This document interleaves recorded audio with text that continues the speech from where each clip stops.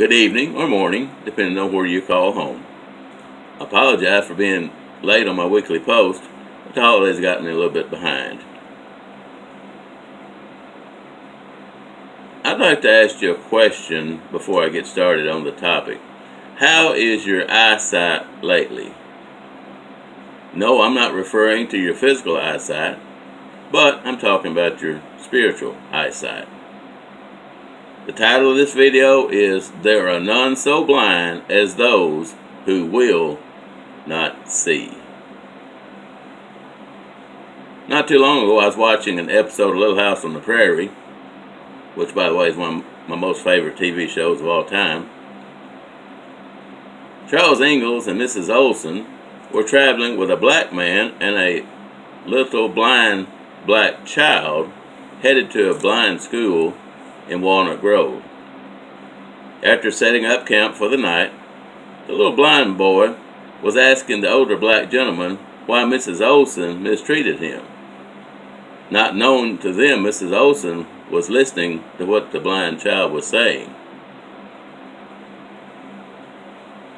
The older man told the boy that Mrs. Olsen didn't like him either. Mrs. Olsen kind of got that look like, well, why, And then, because he said, we are the wrong color. The blind boy asked the older black man, what color are we? You see, he'd been blind since birth. He didn't know the difference. He then said what I consider to be a very moving statement. He said, we would probably treat each other better if we couldn't see the difference in the color of our skin. The camera went over to Mrs. Olsen, and she had her hands on her face, bent down. It touched her, what this little blind boy said. It touched me when I was watching it. And it touches me every time I talk about it.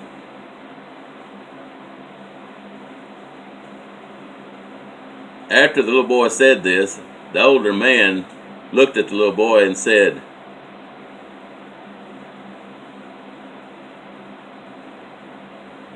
you see a lot better as a blind child than most people who can see.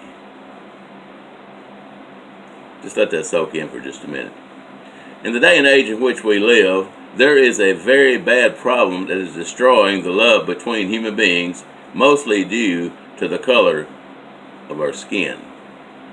Thank God my mother raised me to treat everyone with love and respect, irregardless of the color, creed, or any other difference. So I ask you again, how is your eyesight? Are you blind when it comes to the needs of your fellow human beings and only see the physical differences? Think about what the little boy said concerning how much better we would treat each other if we had been blind since birth. There is an old proverb, which is where I got the title of this video. It says, there are none so blind as those who will not see. Now notice it didn't say cannot see, but will not see. See, that's our choice. Exactly what does this phrase mean? Well, one explanation is that the most deluded people are those who choose to ignore what they already know.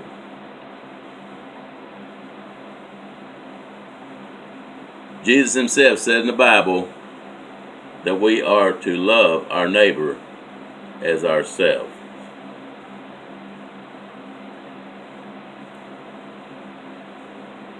Can I say that all Christians treat their neighbors as themselves? And neighbors, by the way, are not just our next door neighbors. They're people we meet every day. And the answer to that question is no, of course not, because some folks have been taught by their parents or even a preacher of the word to hate anyone who doesn't look like them, have the same color, and some are even taught to hate those who don't share their religious convictions. We are bombarded every day on our TV sets with racially motivated crimes against the human race. Remember this: the color of our skin doesn't make us a good person or a bad person, but the condition of our heart determines whether we do good or whether we do evil. I really believe that the only hope that America has is to stop fighting against ourselves and start banding together as a mighty spiritual weapon that we once were, and defeat the evil which is daily coming against us.